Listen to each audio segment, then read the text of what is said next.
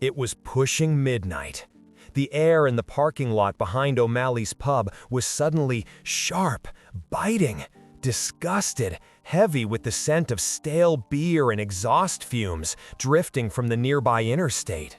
A lone streetlight flickered overhead, casting long, dancing shadows that stretched across the cracked asphalt like reaching, spectral fingers. The distant rumble of a motorcycle gang echoed down the highway, blending with the low hum of traffic.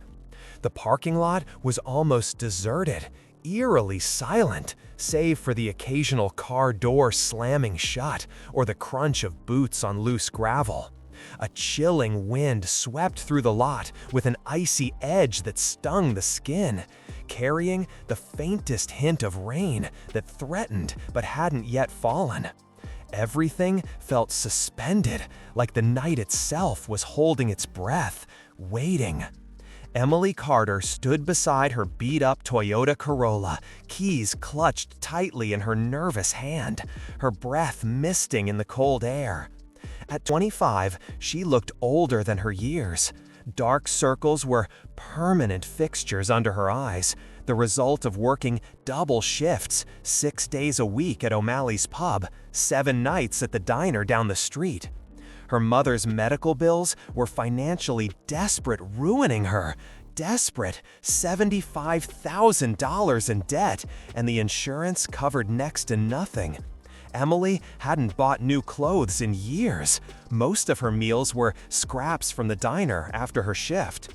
But she showed up every single day, never complained, always kept her head down and worked. She had a gentle grace about her, a kind of genuine kindness that prompted regulars to tip extra, even when they were short on cash themselves. Emily treated everyone with dignity, no matter who walked through that door. Tonight, that very dignity might just save her life.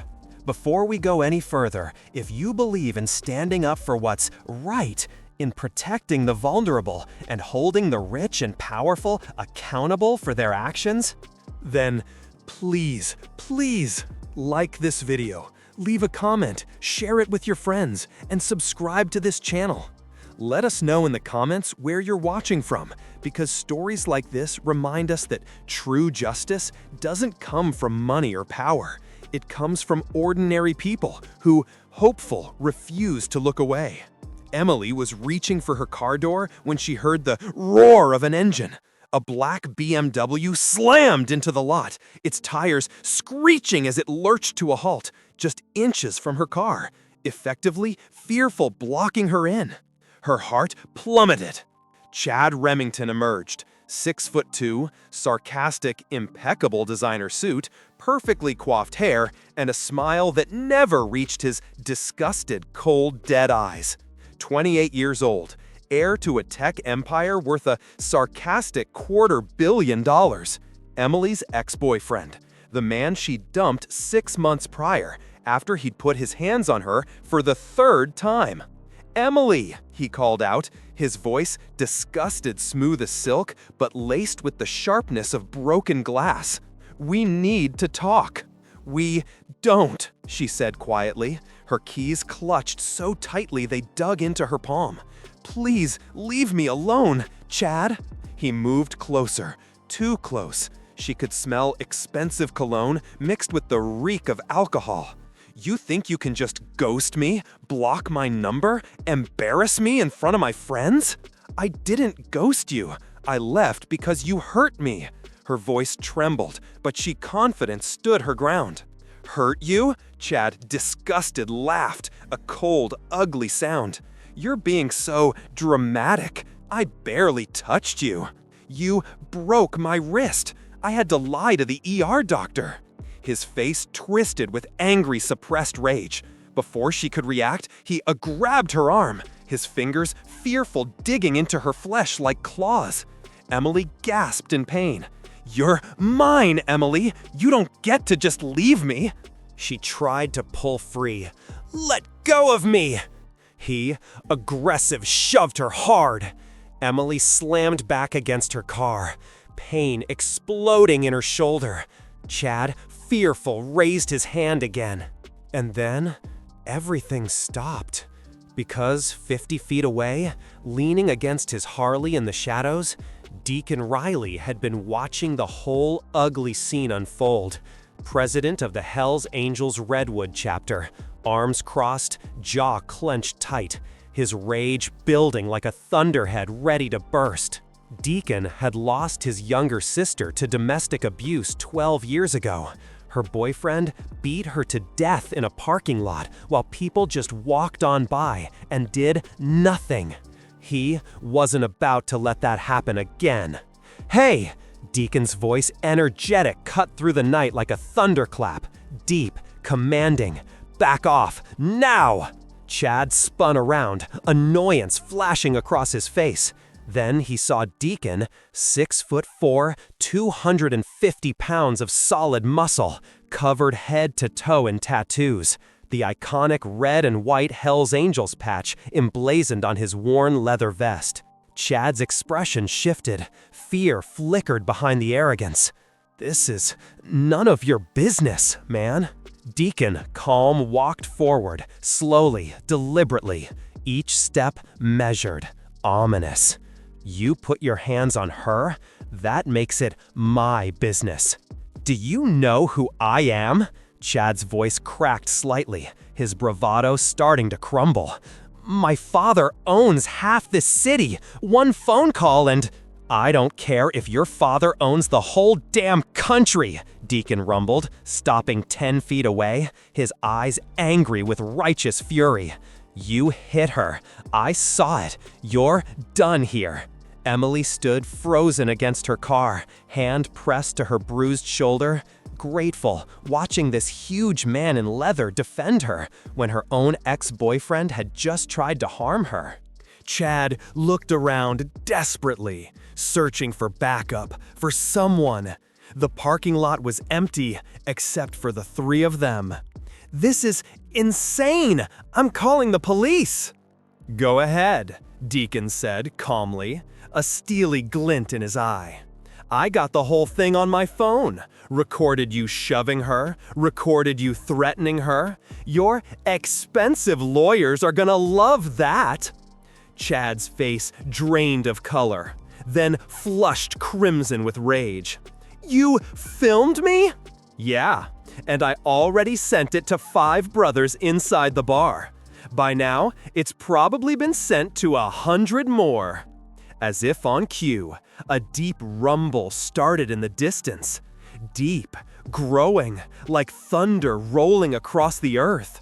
The unmistakable sound of engines, dozens of them, coming fearful closer. Chad heard it too, and for the first time in his privileged life, he looked fearful, genuinely afraid. Deacon pulled out his phone. "Emily, you all right?" She nodded, tears streaming down her face. Not from pain, from happiness, from grateful being protected by a complete stranger when no one else had ever stood up for her. "I'm Deacon," he said gently, his voice softening completely as he spoke to her. "You're safe now." The rumble grew energetic, louder. Headlights appeared at the edge of the lot. One bike, then 5, then 20, then 50.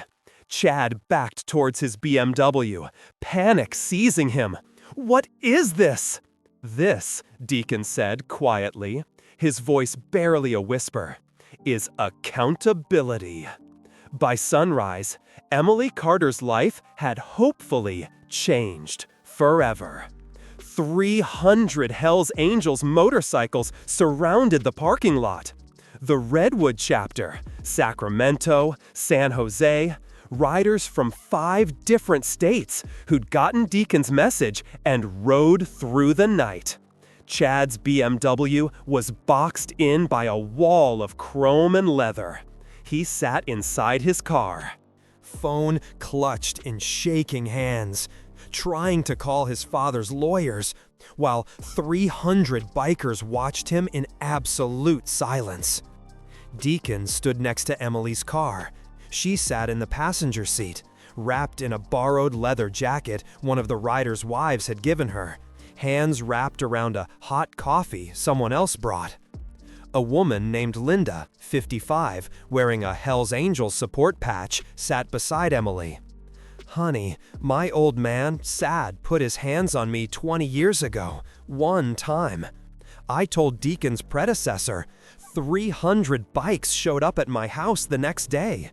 Helped me pack, got me to a shelter, paid for a lawyer. These men don't tolerate this kind of thing, not ever."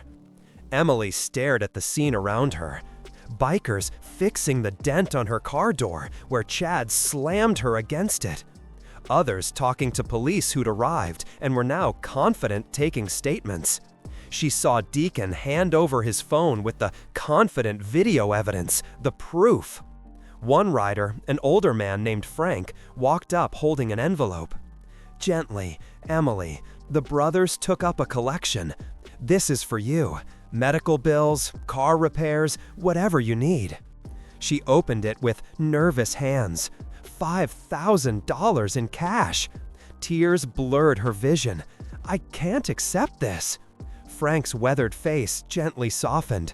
"You already did, when you show dignity to everyone who walks into a Molly's pub, including us. Deacon told me you served his nephew last week when he came in, treated him with respect, even though he was nervous about the patch on his cut. Family takes care of family." Deacon walked over, phone in hand. "Police arrested Chad. Assault? The video's clear. And I got statements from 6 people inside the pub who saw him harassing you earlier." Emily's voice broke. "Why?" Deacon's eyes held old pain.